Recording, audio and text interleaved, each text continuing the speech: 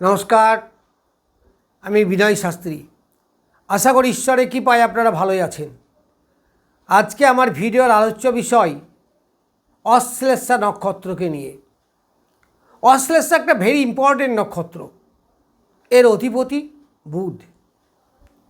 এই অশ্লেষা নক্ষত্রে যাদের জন্ম অথবা 9টি গ্রহের মধ্যে যে কোনো একটি বা দুটি গ্রহ যদি এই নক্ষত্রে থাকে, তাহলে দেখবেন আমি যে ফলগুলো বলছি অনেকাংশে মিলবে, কারণ এটা নক্ষত্র ফল।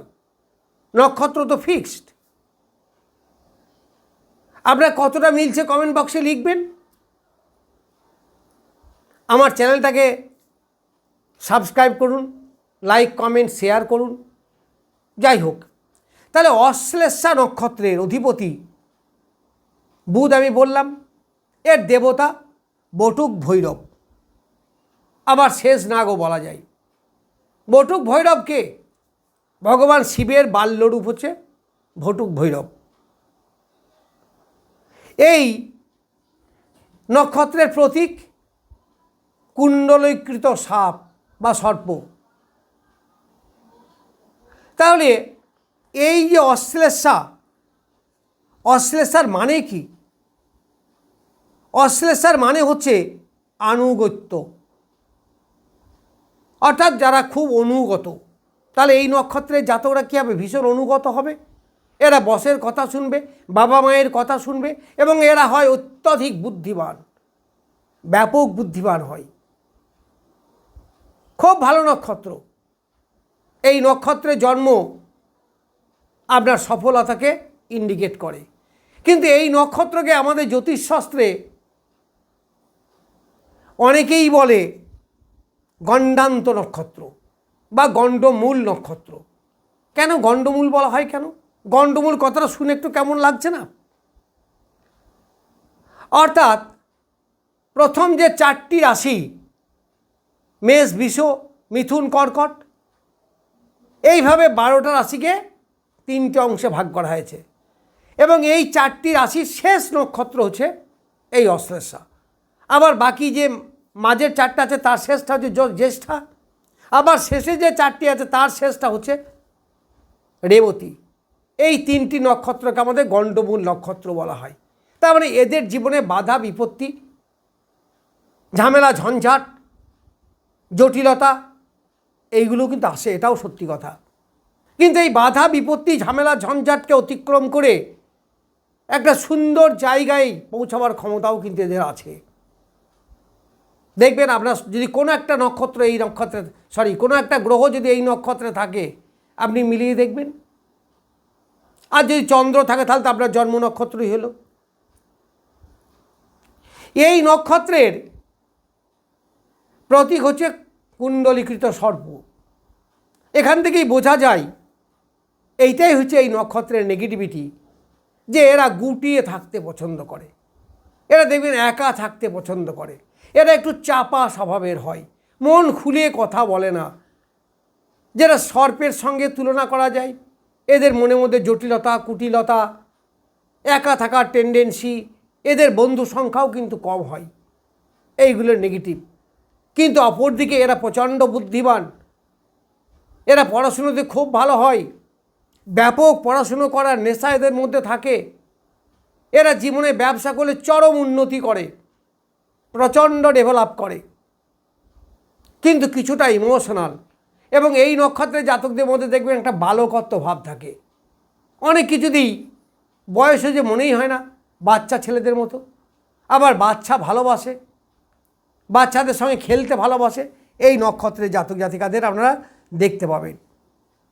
এই নক্ষত্রের জাতক জাতিকাদের প্রচণ্ড যৌন সংসর্গ করার একটা ইচ্ছা থাকে। পঞ্চমপতি শুক্র, মঙ্গল এই নক্ষত্রে যদি থাকে, তাহলে দেখবেন প্রচুর প্রেম করে এরা। এরা বিভিন্নভাবে অপোজিট সেক্সের সঙ্গে মিশতে খুব পছন্দ করে এবং মিশতে পারেও। বললাম তো, অত্যধিক যৌন সংসর্গে এরা থাকতে ভীষণ পছন্দ করে।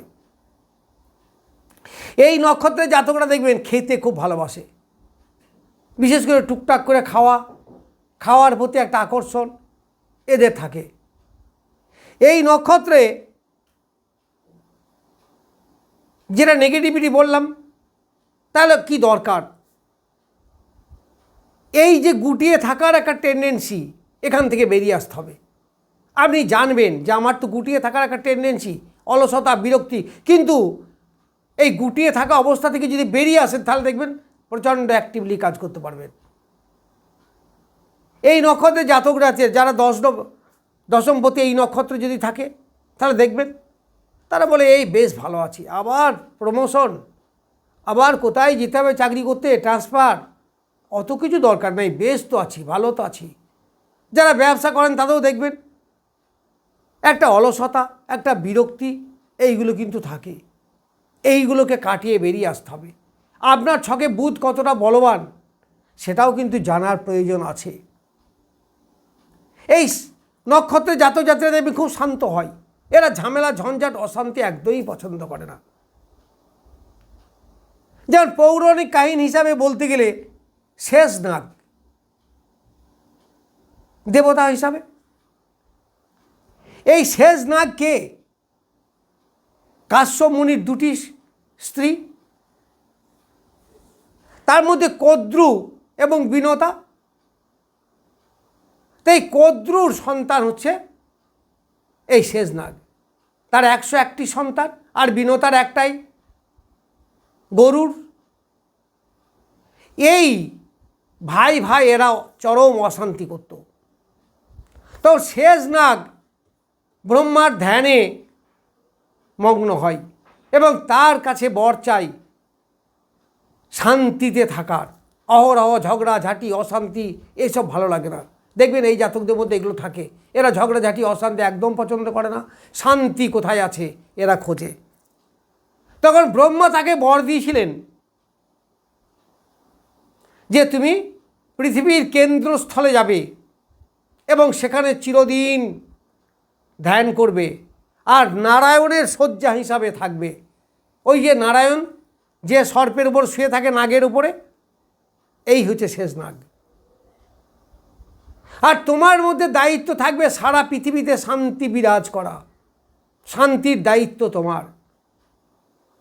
এই পৃথিবীর কেন্দ্রস্থলে তাকে পাঠিয়েছিল বলে এরা দেখবেন যেখানে যাই লিডার হওয়ার চেষ্টা করে, কেন্দ্রবিন্দু অফিসার, কোনো স্কুলে হলে হেডমাস্টার, কলেজ হলে প্রিন্সিপাল, বা বাড়ির মধ্যে দেখবেন মেন ভূমিকায়, এই সমস্ত জায়গায় থাকার একটা টেন্ডেন্সি থাকে, অর্থাৎ দাদাগিরি করা, এদের মধ্যে একটা টেন্ডেন্সি থাকে।